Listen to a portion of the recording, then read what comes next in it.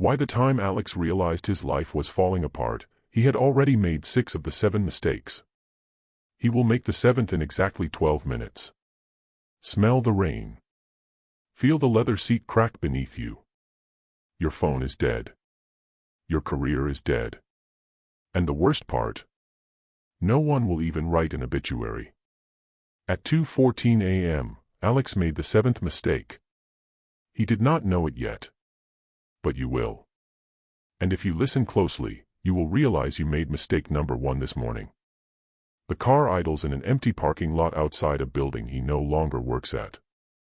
The windshield wipers scrape against the rain, a rhythm that matches nothing except the hollow thud inside his chest. His phone buzzes again. A landlord. A credit card company. His mother, for the 5th time. He does not look at the screen. He already knows what it says. The same thing it said yesterday. The same thing it will say tomorrow unless something changes. But change, for Alex, has become a word he uses to describe rearranging furniture. 3 years earlier, Alex was not a failure. He was a promise. 29 years old, talented with a stylus and a screen, a graphic designer who could make a logo feel like a memory. His portfolio was thin but electric. He had the kind of raw skill that made older designers nervous and younger ones jealous. But talent is not a trajectory. It is just a starting point. And Alex made his first silent mistake before he even knew the race had begun. Mistake number 1. The someday loop. He would sit in his apartment, the one with the broken dishwasher and the neighbor who played bass at midnight, and he would scroll through Behance and dribble. He would see the work of designers who had made it.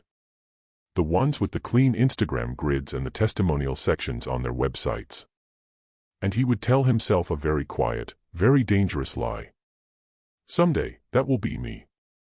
Someday, I will learn motion graphics. Someday, I will raise my rates. Someday, I will cold email 20 agencies. But someday is not a date on the calendar. Someday is a comfortable coffin. It allows you to feel ambitious while doing absolutely nothing. The psychology of the someday loop is seductive because it feels like patience. It feels like you are waiting for the right moment, like a lion waiting in tall grass. But you are not a lion. You are a person sitting on a couch, and the tall grass is just an excuse. Alex would tell himself he was waiting for motivation. He believed that motivation was a weather pattern, something that would roll in and soak him with productivity. So he waited. He watched YouTube videos about motivation. He read books about motivation.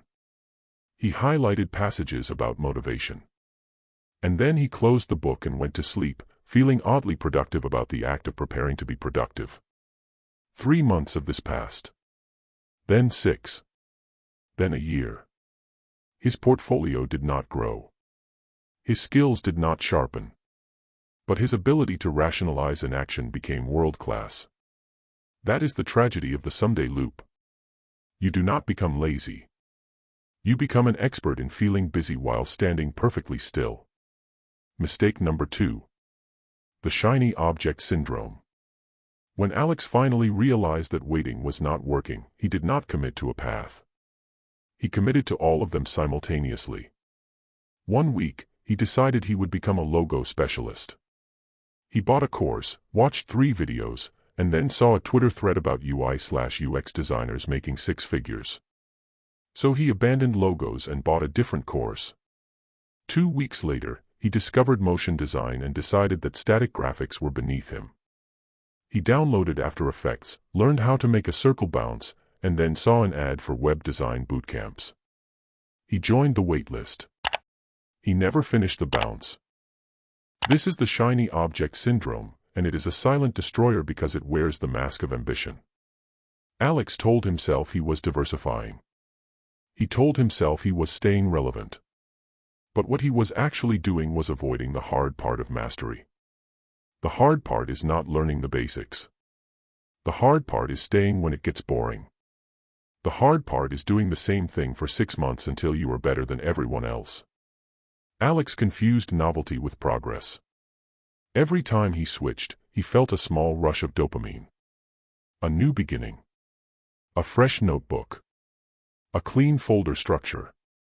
But that rush faded within days, replaced by the same emptiness, and he would chase another shiny object just to feel the spark again. His girlfriend, Mia, noticed. She did not say anything at first.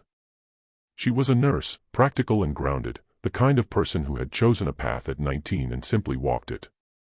She did not understand the paralysis of infinite choice. She would come home from 12-hour shifts and find Alex surrounded by 3 laptops, each one running a different tutorial, none of them finished. She would make dinner. He would nod. She would go to bed alone. He would stay up, scrolling, searching for the next shiny thing that would finally fix him. Mistake number 3. The comfort zone coffin. Alex had a job. A real one. A graphic design position at a printing company called Sterling Press. It was not glamorous. He designed flyers for dentist offices and banners for car dealerships. The work was soul-sucking in a quiet, bureaucratic way. His boss, a man named Gerald who wore the same blue tie every Thursday, did not know what kerning was. Gerald measured success in volume, not quality. More clip art, Gerald would say. The customers like clip art. Alex hated Sterling Press with a slow, simmering hatred that he mistook for security. Because here is the trap of the comfort zone coffin. You stay not because you are happy, but because the misery is predictable. Alex knew exactly how bad each day would be. He knew Gerald would interrupt him at 2:15 p.m. He knew the printer would jam at 4:30. He knew the paycheck would clear on the 15th. Predictable misery feels safer than unpredictable freedom. So he stayed. And every morning, when his alarm went off, a small part of him died. Not dramatically. Not with a bang. Just a little less hope, a little less energy, a little less Alex. He told himself he was being responsible. He told himself he was saving money before he quit. But the saving never happened. The quitting never happened. He just kept designing clip art for dentist offices while his portfolio rotted in a folder on his desktop. He stopped showing Mia his work. He stopped talking about his dreams. The dreams became embarrassing because he had ignored them for so long. They felt like old photographs of a person who had died. And in a way, that person had died. Quietly. Silently. Mistake by mistake. Mistake number 4. The validation vacuum. By the time Alex turned 31, he had accumulated a specific kind of damage. He was not broke yet. He was not alone yet. But he was hollow. And hollow people make a critical error. They wait for someone else to fill them. Alex believed that he needed permission to succeed. He needed a sign. He needed Gerald to say, "You are ready to leave." He needed Mia to say, "I believe in you enough to pay the bills for 6 months." He needed a client to discover him, to reach out, to validate his existence so he would not have to risk rejection. This is the validation vacuum, and it is a silent mistake because it feels like humility. Alex told himself he was being patient. He told himself he was waiting for the right opportunity. But the truth was much uglier. He was afraid. Afraid of sending a proposal and hearing no. Afraid of posting his work and hearing crickets. Afraid of trying and failing in public where everyone could see. So he created a trap where he could only try if someone else guaranteed success first. Which, of course, no one ever did. One opportunity came. A mid-sized e-commerce brand needed a rebrand. They had a budget of $12,000. Alex knew he could do the work. He had the skills. He had the vision. But he did not have the nerve. He spent 3 days drafting an email. He rewrote it 17 times. He asked Mia to read it. He asked his college roommate to read it. He asked a stranger on Reddit to read it. And then he did not send it. He told himself he needed more experience. He told himself the client would be difficult. He told himself 100 lies to avoid one truth. He was not ready because he had decided he was not ready. And that decision cost him $12,000 and the momentum that could have changed everything. The client hired someone else. Someone less talented but more brave. Alex watched their work go live and felt a sickness in his stomach. Not jealousy. Recognition. He saw himself in the mirror and understood, for one terrible moment, that he was the only one standing in his way. Then he closed the laptop and went to bed. Because awareness without action is just another form of anesthesia. Mistake number 5. The busy trap. After losing the rebrand contract, Alex entered a period of frantic activity. He woke up at 5 a.m. He made elaborate to-do lists. He color-coded his calendar. He listened to podcasts about success while walking in circles around his neighborhood. He was busy. Exhaustingly, performatively busy. But he was not productive. The busy trap is a silent mistake because it feels like effort. Alex would spend 3 hours reorganizing his font library. He would spend an afternoon researching the perfect project management software. He would write a business plan, then rewrite it, then format it, then print it, then lose it. These were not steps toward income. These were rituals to avoid the terrifying simplicity of real work. Real work is sending an email. Real work is picking up the phone. Real work is posting your ugly first draft and asking for feedback. Real work is vulnerable and fast and scary. Busy work is comfortable and slow and completely useless. Mia watched this transformation with a growing sense of dread. She saw the 5 a.m. alarms. She saw the color-coded calendars. She saw Alex collapse into bed at midnight, exhausted and proud, having accomplished nothing that would pay a single bill. She tried to talk to him once. "You are rearranging deck chairs on the Titanic," she said. He did not laugh. He told her she did not understand his process. He told her that productivity was a system and he was building the system. But systems do not pay rent. Output pays rent. And Alex had no output. His savings dwindled. His credit card debt climbed. He borrowed money from his father for the first time, a conversation so humiliating that he could not look the man in the eye. His father gave him the money without judgment, which somehow made it worse. Alex took that money and spent 2 weeks building a website for himself. A beautiful website. Custom animations. Perfect typography. No contact form.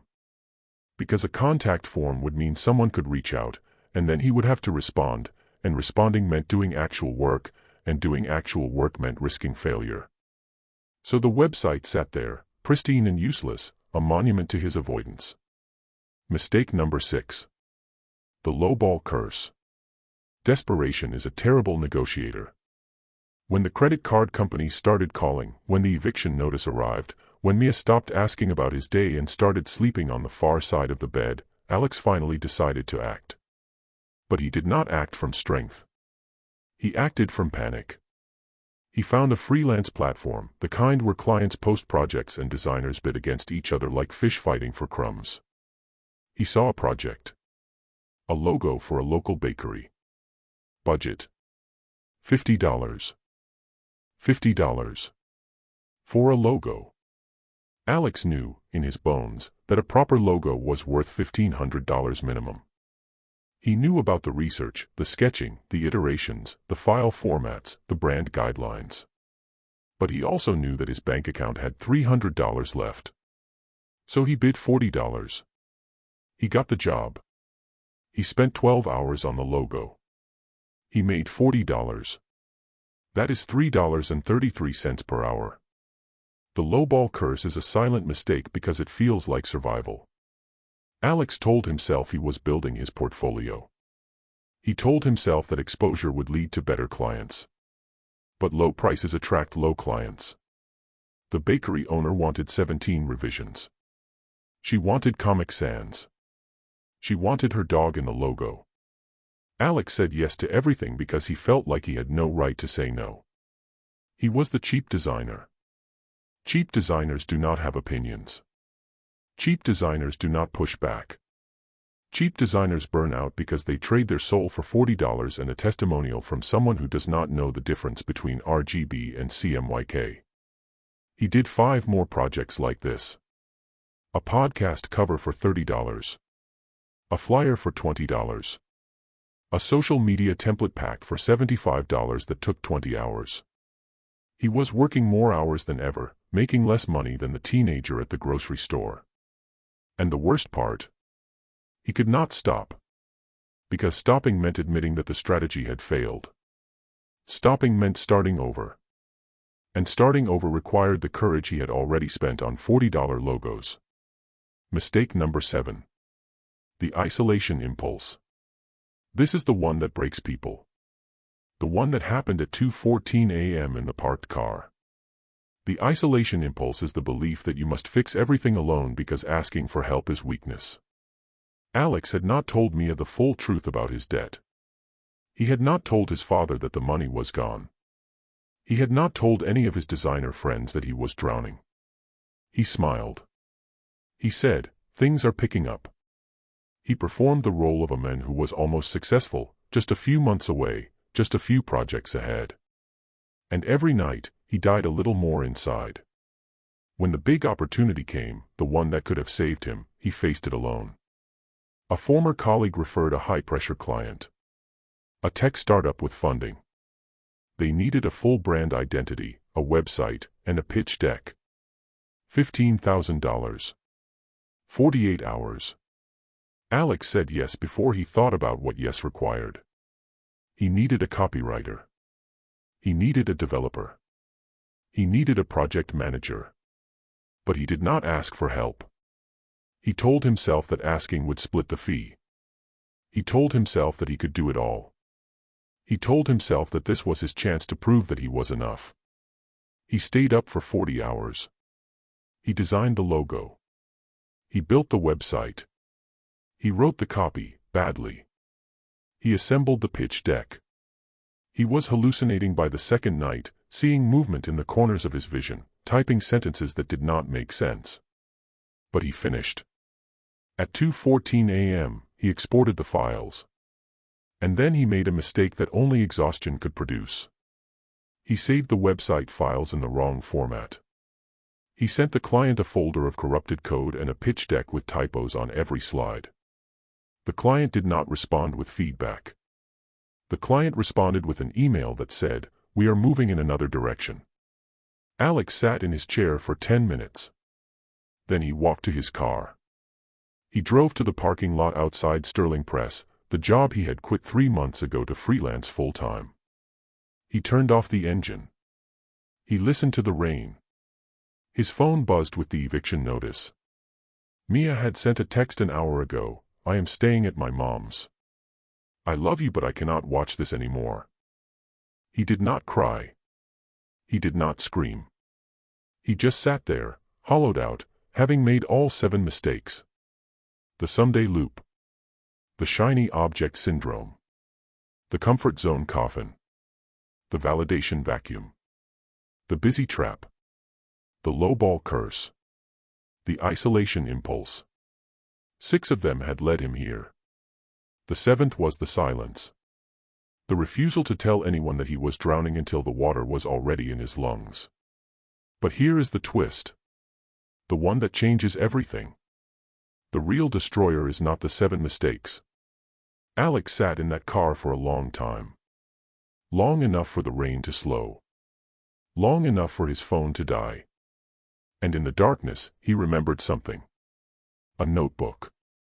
A habit log he had kept 6 months ago, back when he still believed in systems.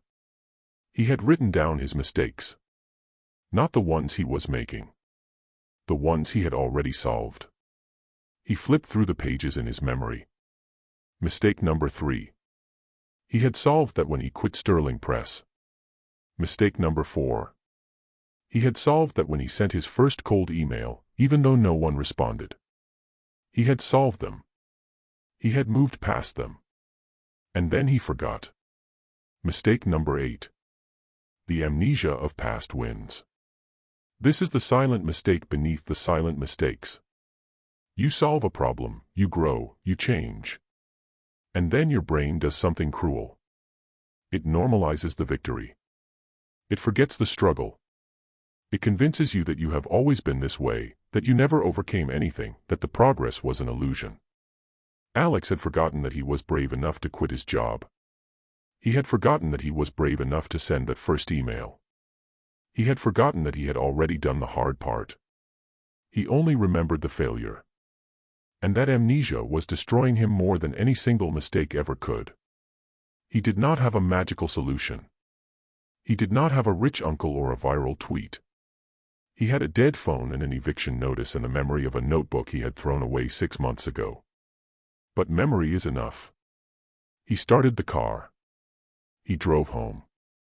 He walked past Mia's empty side of the bed. He opened his laptop, the same laptop that had betrayed him 48 hours ago. And he wrote one email. Dear client, I failed you. I was too scared to ask for help, and I sent you corrupted files and typos because I thought I had to do everything alone. That was wrong. Here is the corrected website. Here is the corrected pitch deck. Pay me nothing if you want. I just needed you to know that I can do better. He sent it at 4 a.m. He did not expect a response. He went to sleep for the first time in 2 days. When he woke up, there was an email. The client had forwarded his message to the entire team. They had never received an apology like that. Raw. Honest. Humiliated but not broken. They offered him $7,500 to finish the project. Half the original fee. But with a condition. He had to introduce them to the team he would be working with. He could not do it alone. That was the moment. Not the money.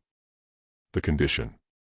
Alex picked up his phone, the one that had been buzzing with bad news, and he called a copywriter he had been too proud to ask before. He called a developer he had admired from afar. He built a team in 3 hours. He did the work in 2 days. He slept. He ate. He laughed for the first time in months because he was not alone. 6 months later, Alex is not rich. He is not famous. He does not have a course or a coaching program or a blue check mark. He has a small studio, the one he almost lost, and a wall of sticky notes. But not to-do notes. Done notes. Every completed project gets a yellow sticky note on the wall. There are 47 of them now. He looks at the wall when the amnesia creeps back. He looks at the wall and remembers that he has solved problems before. He will solve them again. He meets with Mia for coffee every Sunday. They are not back together. Some things break in a way that cannot be unbroken. But they are honest now. He tells her when he is scared. She tells him when she is disappointed. They do not perform success for each other. That alone is worth more than any logo he has ever designed. And the 7 mistakes. They still visit. The Sunday loop whispers that he can start his big project next month. The shiny object syndrome suggests that animation is the real future. The isolation impulse tells him to handle the taxes alone. He does not fight these whispers. He audits them. Every Friday afternoon, he sits down with a notebook and writes the number of each mistake next to the evidence. Did I wait for Sunday this week? Yes. 1 check mark. Did I chase a shiny object? No. No check mark. He is not trying to be perfect. He is trying to be conscious. Because silent mistakes only destroy you when they remain silent. Once you name them, once you write them down, once you say them out loud to another human being, they lose their power. They become just mistakes. And mistakes are fixable. The rain has stopped. Alex stands in his studio, the sun coming through the window, lighting up the yellow sticky notes. His phone buzzes. A new client. A real one, with a real budget. He looks at the wall. He looks at the phone. He answers it. You are not lazy. You are not broken. You have just been making silent mistakes because no one taught you the names for them. But now you know. The Sunday loop. The shiny object syndrome. The comfort zone coffin. The validation vacuum. The busy trap. The lowball curse. The isolation impulse. And the eighth one, the one beneath them all. The amnesia of past wins. You have already solved problems before. You have already been brave before. You just forgot. So here is your audit. Right now. Which mistake are you making? Not which one did you make yesterday. Which one are you making in this exact moment? Are you waiting for someday? Are you chasing a shiny object? Are you hiding in a comfort zone? Are you waiting for permission? Are you being busy instead of productive? Are you lowballing yourself? Are you isolating? Name it. Write it down. Tell someone. Because the 7 mistakes do not destroy your life. The silence you keep about them does. Which of these 7 mistakes are you making right now? Comment the number. Comment number 4 if you are waiting for permission. Comment number 7 if you are trying to fix everything alone. Or download the free silent mistake audit checklist in the description. It is the same checklist Alex uses every Friday. Do not wait for someday. Someday is a coffin. And you are still breathing. The car is empty now. The rain has washed the parking lot clean. Alex is inside, making phone calls, building things, failing better. The 7th mistake happened at 2:14 a.m. But the repair started at 4 a.m. with 1 email, 1 truth, 1 crack in the silence. That is all it takes. A crack. Let the light in.